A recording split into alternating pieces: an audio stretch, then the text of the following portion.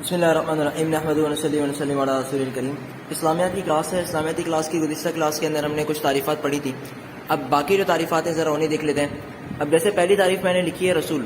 رسول کی ڈیفینیشن یہ ہے اللہ تعالیٰ کی طرف سے نئی شریعت اور کتاب یا صحیفے کے ساتھ بھیجے گئے۔ کیا مطلب ہوا اس تعریف کا؟ کہ رسول اللہ تعالیٰ کی طرف سے بھیجا ہوا وہ بندہ ہوتا ہے جس کو اللہ کی طرف سے کوئی نئی شریعت اور کتاب، اگر کتاب نہیں تو پھر اس کے ساتھ کوئی صحیفہ دیا جاتا ہے۔ یہ رسول کی تعریف ہے۔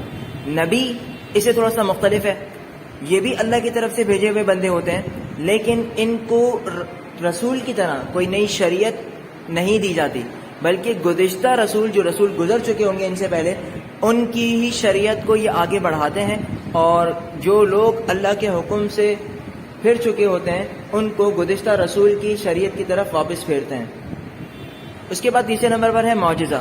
معجزہ ایسا کام جو انبیاء کرام سے ہی ممکن ہو، عام لوگ اس کو کر نہ سکتے ہوں، ایسی بات جو صرف انبیاء کرام ہی کریں اللہ رب العزت کی اجازت سے، تو وہ معجزہ کہلاتا ہے۔ لیکن کوئی ایسا کام جو عام انسان نہ کر سکتا ہو، لیکن وہ اللہ کا نبی بھی نہ ہو، تو وہ اللہ کا نیک بندہ ہو تو اسے کرامت کہتے ہیں۔ ایسا کام جو اللہ کے نیک بندوں سے ظاہر ہو۔ پانچویں چیز دنیا۔ دنیا کی تعریف یہ ہے کہ یہ وہ فانی جگہ ہے جو قریب ہے، مطلب جس میں ہم موجود ہیں اور وہ جگہ فانی بھی ہے، تو اسے کہتے ہیں دنیا۔ چھٹے نمبر پر آتا ہے آخرت، اور آخرت وہ ہے جو ہمیشہ رہنے والی جگہ ہے، اور اس میں کسی قسم کی شک اور شبے کی گنجائش نہیں کہ یہ کبھی لوٹے گی نہیں۔ یہ ہمیشہ انسان کی غلط فہمی رہتی ہے کہ وہ اس دنیا میں رہے گا، تو اللہ رب العزت اس غلط فہمی کو دور فرما رہے ہیں اور کہہ رہے ہیں کہ آخرت کی طرف بھی توجہ دو جو ہمیشہ رہنے کی جگہ ہے۔ اس کے بعد ساتویں نمبر پر ہے ملائکہ۔ یہ نورانی مخلوق ہیں جو اللہ کے حکم کی تابعدار ہیں اور اس میں کمی نہیں کرتے۔ مطلب یہ وہ مخلوق ہے کہ اللہ نے جو حکم دے دیا، جس طریقے سے حکم دے دیا، یہ اس کی فرما برداری میں لگے ہوئے ہیں، نہ اس میں ذرہ برابر کمی کرتے ہیں نہ اس میں اضافہ کرتے ہیں۔ اس کے بعد ہے جنات۔ یہ ناری مخلوق ہے، یعنی آگ سے بنی ہوئی مخلوق ہے، جو انسانوں کی طرح اچھے بھی ہوتے ہیں اور برے بھی ہوتے ہیں، مگر قوت میں انسانوں سے زیادہ ہوتے ہیں۔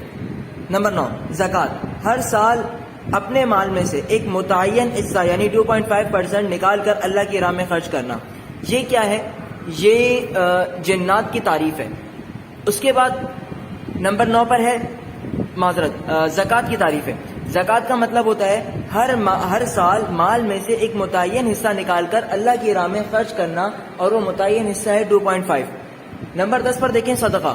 صدقہ بھی یہی ہے کہ مال میں سے ایک حصہ نکالنا ہے، لیکن یہ سلیکٹڈ نہیں ہے، آپ اپنی مرضی سے جتنا سہولت سے چاہے نکالیں، اور اس کے بعد اللہ کی راہ میں اسے بھی خرچ کرنا ہے، تو اس میں اللہ رب العزت کی طرف سے ثواب کی ہم امید کرتے ہیں، اور اپنی طرف آنے والی مصیبتیں آپ صلی اللہ علیہ وسلم کی حدیث مبارکہ کو مفہوم ہے کہ پلٹ جاتی ہیں اور لوٹ جاتی ہیں۔